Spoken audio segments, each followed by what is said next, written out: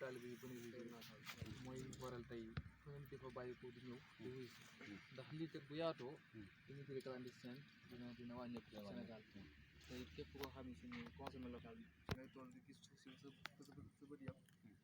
kon loolu am na beneen jàngat boo xam ne war nañ ko si mën a am war nañoo mën a ni sàmm ak mbéy ñoo yor am réew ndax àdduna fi tudd mais li nga xam ne si mooy mbéy rek moo li nga xam ne si ni moo doon loo xam ne si ba tey comme ne woon ma nga fa kon wane nañ ni day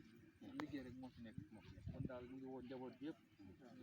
di woo taalib bi yëpp ñu ñëw buy si woote bi nga xam ne sëriñ bi woote na ko ñu ànd liggéey bi jàppoo bennoo état bi xam ni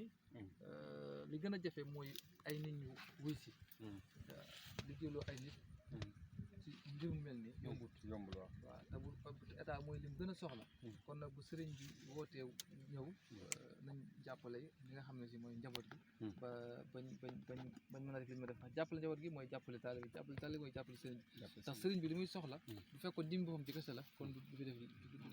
du fi ñëw mën naa toog fa mu toog mbiram di faju waaye nag yaatal ba taalibe yi bu ne gis sa bopp njaboot bu ne gis sa bopp mooy mbirum sëriñ bi